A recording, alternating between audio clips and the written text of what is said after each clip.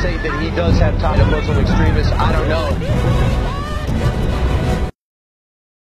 Yunus Soner, he's the deputy chairman of the Turkish Patriotic Party. Many thanks for joining us here on Press TV, Mr. Soner. Now, I'd like to get your opinion as far as this deadly blast that just hit Diyarbakir. Who benefits from these acts of terrorism? Well, the terrorism does not benefit from these acts. Actually, as your report mentioned, you may take this blast, this attack, as an answer to the detainment of the named HDP representatives to the parliament, and that leads Turkey to a very decisive position. That is, we are entering a more decided fight against the HDP and the PKK, and this will, and there is signs for that already here in Ankara, this will lead to further regional cooperation against these US-supported groups.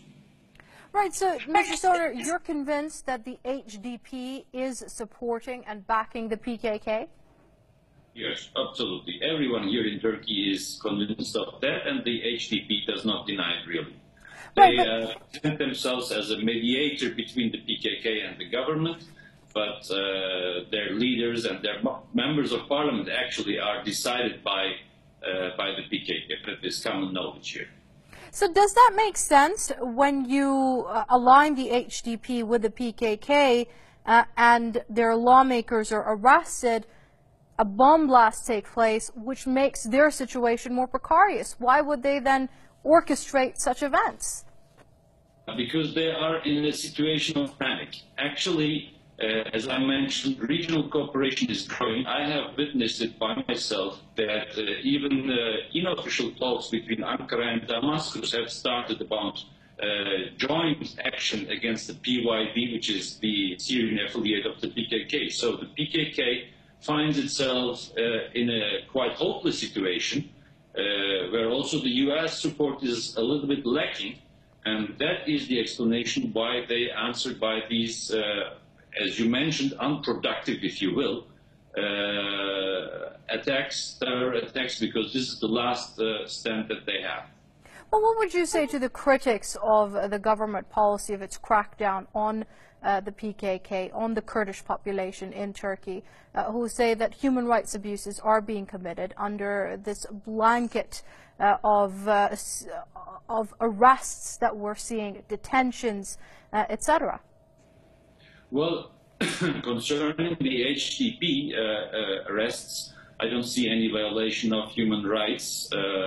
Actually, it is unacceptable that the political party and its members, for example, participate in funerals of PKK terrorists and thus publicly make propaganda in favor of an armed group supported by the US. So I don't see any violation of human rights. And by the way, my mother was born in Diyarbakir as well, so I don't see a general repression against the Kurdish population. This is American talk.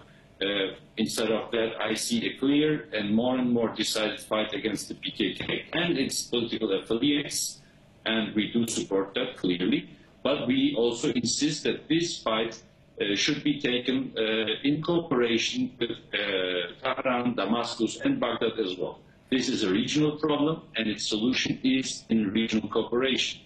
And before I let you go, there are many who say that there might be another option here where negotiations and a diplomatic solution might be a more prudent course of action. No, we don't agree with that, because if you negotiate with armed groups, then their negotiation potential is to use their arms.